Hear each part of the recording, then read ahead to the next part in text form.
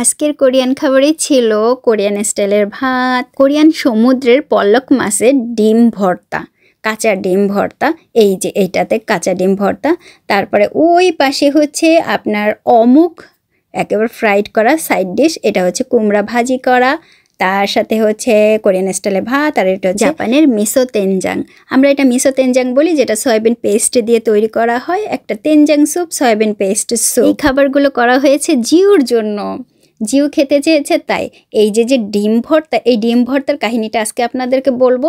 এই ডিম ভর্তা কিভাবে আমি করেছি একটা ভিডিও আছে অলরেডি, তারপরেও বলে দিই। রসুন কুচি করেছি, তার ভেতরে দিয়েছি কাঁচামরিচ, খুব বেশি ঝাল কাঁচামরিচ দিয়েছি, একেবারে বেশ 2টা ঝাল দিয়েছিলাম। রসুনের প্রায় 6টা বা 7টা কোয়া আমি দিয়েছিলাম একেবারে কুচি কুচি করে।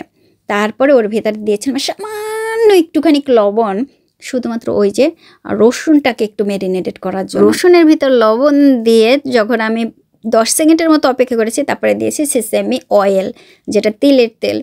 ওইটা দেওয়ার পরে একটু ভালো করে মাখিয়ে ঠাকিয়ে রেখে, এই মাছের ডিম আমি ইমার্ট থেকে কিনেছিলাম, প্রায় 900 টাকার একটু বেশিও পড়তে পারে। এই যে এইটা কিনেছিলাম এবার বেশ অনেকগুলো, গতবার 2টা ডিম কিনেছিলাম, এবার একেবারে বেশ কয়েকটা আছে প্যাকেটের ভেতরে। এই ডিমগুলো খেতে খুব পছন্দ করে।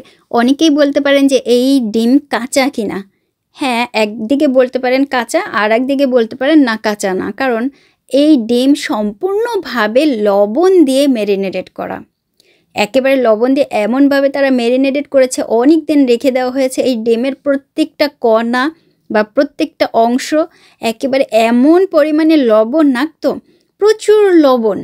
জিও যে কিভাবে এই লবণ খাইতেছে, আমি সেটাই মানে অবাক হয়ে যায়। আমি তো খাবোই না, মানে আমি শুধু তৈরি করি খাবার, কোরিয়ান খাবারগুলো আমি তৈরি করি ওদের জন্য, আর ওরা খায়। আপনারা অনেকেই বলেন যে আমি কেন ওদের সঙ্গে খাই না, আমি কোরিয়ান খাবার খাই না। অনেকেই আমাকে বলেছেন আপনি কাজের মহিলা, আপনি এই ঘরে কাজ করেন, এই ঘরে খাবার টাবার তৈরি করেন, আপনি তো ওদের ফেলানো খাবার খান। ওরে ভাই না রে না, আমি এই কোরিয়ান খাবার খাই না, আমি শুধু ওদের জন্য তৈরি করি। তারপর আপনাকে বলে দিই, ওরা আমার পরিবার, আমার হাজব্যান্ড, আমার নিজের সন্তান, এইটা আমার সংসার, ঠিক আছে? আমার সংসারে যদি আমি কাজ করি, তো আপনাকে তো এটা কখনোই চিন্তা করতে হবে না, তাই না? তা আমি ওই ডিমের কথাটাই বলি, ডিমটা ওইভাবেই ম্যারিনেটেড করা, তা ঘরে নিয়ে এসে তারপরে আমি ওই যে তেলে রেখে দিয়েছিলাম সমস্ত কিছু, ওর ভিতরে একটু কুচি কুচি করে দিয়ে ভালো করে চামচ দিয়ে মাখিয়ে নিয়েছি। এই ছিল ডিম ভর্তাটা। তো এখন অনেকে কাঁচা বলতে পারেন, অনেকে আবার পাকা বলতে পারেন, আবার অনেকে বলতে পারেন না রে ভাই, যে এরকম ইচ্ছা তেমন খাচ্ছে। তো সবাই ভালো থাকবেন, থ্যাংক ইউ।